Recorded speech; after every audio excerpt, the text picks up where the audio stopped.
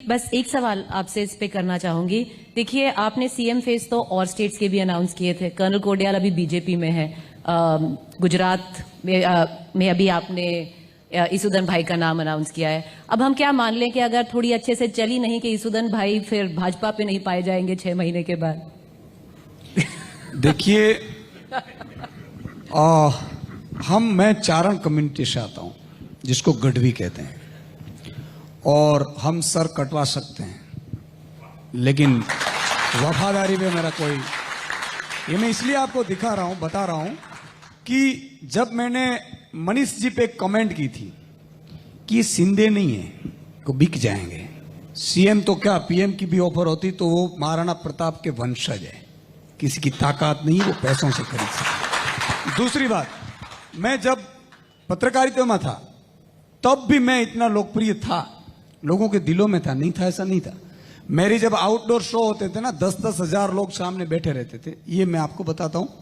और जब मैंने पत्रकारिता छोड़ी तब ऐसा नहीं था कि आम आदमी पार्टी से ही ऑफर था, दोनों और पार्टी से भी मुझे बताया गया था। लेकिन क्योंकि मुझे अच्छी शिक्षा के लिए काम करना है, मुझे काम की राजनीति के लिए, मुझे देखो, हमें राजनीति नहीं आती है, राजनीति का र नहीं आता है, हम का काम का को आता है। हम आप हमें काम बताइए, हम काम कर देंगे। तो अरविंद केजरीवाल जी ने जब मुझे फोन किया कि देखो आप अच्छे लोकप्रिय हैं और आपको अच्छी तरह से आम आदमी ज्वाइन करनी चाहिए, तो मैंने कहा क्यों? तो क्या आप मुद्दे की पत्रकारिता करते हैं? मैं बेसिकली मुद्दों की पत्रकारिता करता था, कौन छोड़कर जाता उस पर मेरी डिबेटें होती ही नहीं थी। किसानों को क्या मिलने वाला है, क्रॉप इंश्योरेंस मिल रहा है कि नहीं मिल रहा है, पानी मिल रहा है कि नहीं मिल रहा है, दाम मिल रहा है कि नहीं मिल रहा है, आउटसोर्सिंग कर्मचारियों की व्यवस्था हो रही कि नहीं हो रही है, ये मुद्दों की राजनीति थी। गरीब वंचित शोषित को न्याय मिल रहा है कि नहीं मिल रहा है। और तब अरविंद जी ने मुझे यह कहा कि सुदान जी आप यहां आइए। तब भी मुझे दोनों पार्टियां से ऑफर दी। मैं यहां से आपके आज तक से मंच से कहता हूं, मैंने तब भी कहा था कि मैं राजनीति करने के लिए नहीं आ रहा हूं, अगर मैं कुछ निमित्त बनूंगा, मुझे कुछ चाहिए भी नहीं, गुजरात की जनता की पीड़ा मुझे देखी नहीं गई, इसलिए मैं राजनीति में आया था।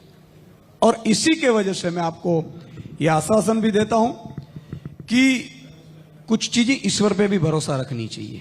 हम शुभ शुभ बोले, 27 साल का बीजेपी का कुशासन है। आप देख लीजिए, 53 लाख किसान हैं, परेशान हैं, वो थोड़ी वोट देंगे। इससे आगे 50 लाख बेरोजगार युवा हैं, एक पेपर लीक नहीं हुआ है, 10-10 पेपर लीक हुए और कोई मंत्री गया नहीं है। मैं यहां से गारंटी देता हूं कि अगर किसी की औकात नहीं है हमारी आम आदमी पार्टी में पेपर लीक का सोच सके, और अगर सोच लिया और गलती से भी पहली बार में अगर कुछ लीक किया ना, तो दूसरे दिन का सूरज नहीं उगेगा, वो जेल में होगा, आम आदमी पार्टी का मंत्री भी क्यों होगा। तो ये व्यवस्था के लिए हम राजनीति में आए।